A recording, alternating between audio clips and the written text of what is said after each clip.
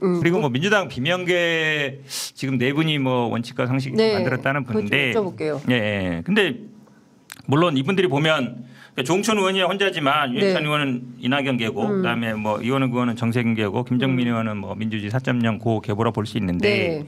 근데 생각보다 사람이 저는 좀 적은 것 같아요. 왜냐하면 지난번에 우리 가결한 분들이 한 30-40명 봤잖아요. 그렇죠. 옛날에 네. 징계 저 네. 체포동의안 뭐 포기해야 된다 했던 분도 네. 한 30 몇 분 정도 네. 됐고.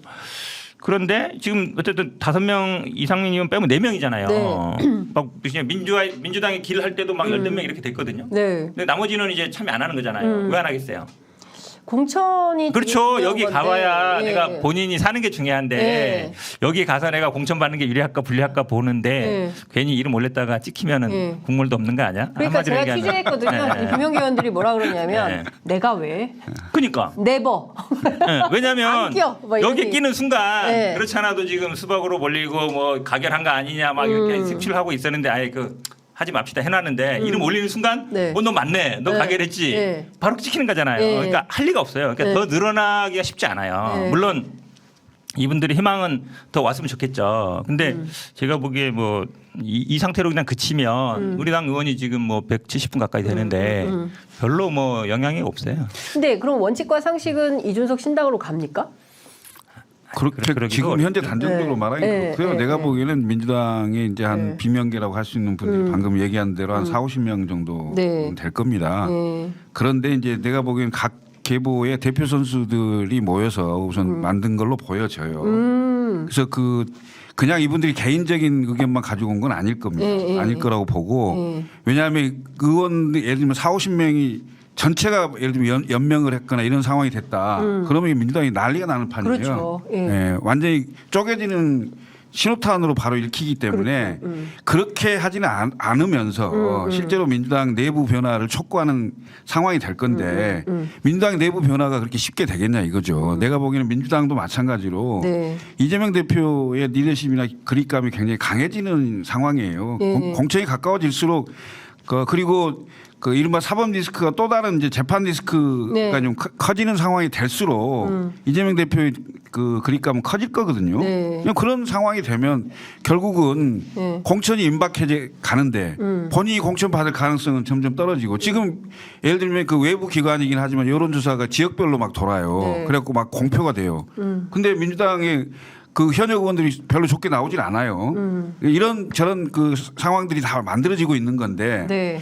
1차 분수령이 될 수 있는 게 12월 11일입니다. 네. 그게 이제 예비후보 등록일이 되는데 예비후보 등록일이 되면 비명계 지역에 친명계 누가 예비후보를 등록해서 하는지가 이제 명확해지겠죠. 네. 예?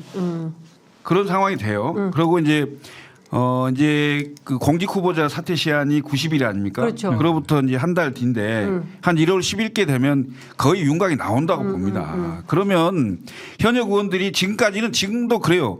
다른 사람은 다 몰라도 나는 공천 받는다. 그렇죠. 예. 그게 현역 의원들의 자신감에 근거 없는 자신감 그걸 갖고 있어요. 그렇기 때문에 절대 밖으로 이렇게 표출을 잘 안 하죠. 그런데 굉장히 부글부글하고 불안한 건 마찬가지다 이거죠. 그런데 이 달라진 점 이런 거예요. 예전에 예를 들어서 이재명 대표 체포동의안 가결할 거냐 부결할 거냐 막 이렇게 얘기 나올 때 네.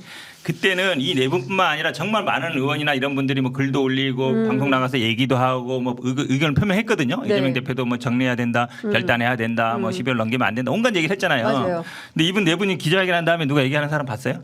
그러니까. 아무도 없잖아요. 호응을 안 한다는 얘기예요. 말씀처럼 각 뭐 개파에 어느 정도 뭐 대표성이 있는 분들은 맞는데 그러면 이분들이 과연 따라오겠느냐. 그게 중요한 거잖아요. 따라오겠느냐. 그렇죠. 근데 지금 호응하거나 옆에서 보조를 맞추면서 이걸 해주는 분이 아무도 없어요. 그 얘기 뭐냐면 여기 괜히 이름 올리거나 이 사람들하고 내가 가까운 어떤 계보다 아니 이 사람 내가 올린 거다라고 얘기하는 순간 본인들이 불리하단 말이에요. 그러니까 할 리가 공천 없는 불이익을 거예요. 받을 수 있다고 판단하기 때문에 여기 안 낀다라고 그렇죠. 이제 현 변호사님은 보는 거고 우리 김철근 실장님 같은 경우에는 이 사람들이 그냥 개별적으로 움직일 사람들이 아니고 다 개파에서 미션 받고 일단 넷이 모인 거고 이 흐름은 더 커질 수밖에 없다. 이제 이렇게 그러니까 제가 알기로는 네. 예를 들면 지금 큰 계보 두 군데의 계보는 네. 이 모임 전에 이 내부 모이기 전에 미리 만났다. 예, 네, 한 일주일 전에 네.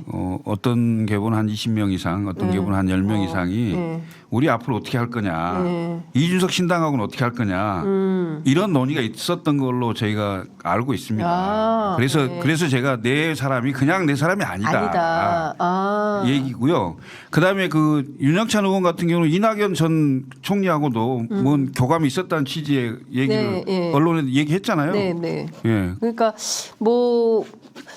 그럼 이낙연 전 총리는 사실은 평생 민주당만 해오신 그러니까 분인데 그게 제일 뭐 자랑스럽게 굉장히 생각하는 분이라. 소풍인 그러니까 분이에요? 평생 민주당만 하지는 않았어요. 아 네. 그런가요? 아니 2006년도에 그 탈당 작은 민주당 탈당해서 아. 대통합 신당으로 갔다가 네, 네. 그렇게 한 거죠. 그러네. 예. 아니 그러니까 그게 머리부터 이제 발끝까지 알고 있다. 아니 그러니까 내가 앞에서 전제를 뒀잖아요.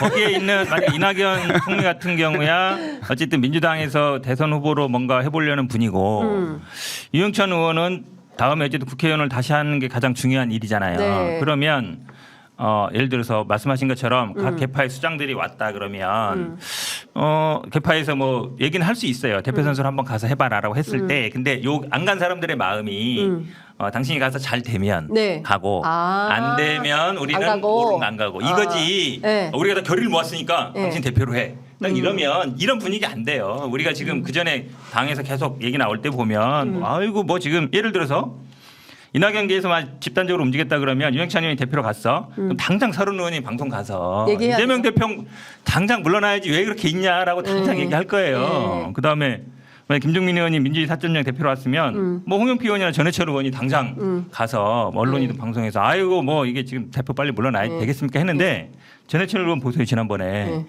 우리 이재명 대표하고 독대하고 왔습니다. 제가 뭐 이게 개딸들 잘 하고 하시라고 얘기했습니다. 네. 아니 비공개로 독대한 거를 차 한 잔 마신 저도 기회 되면 차 한 잔 마실 수 있어요. 근데 그거를 언론에 공개하셨더라고. 아. 왜 그랬겠어요? 그러니까 예. 물러나라고 공개한 게 아니에요. 나는 이 대표하고 소통하고 있다. 이거잖아요. 또 그렇죠. 완전히 결이 다른 거죠.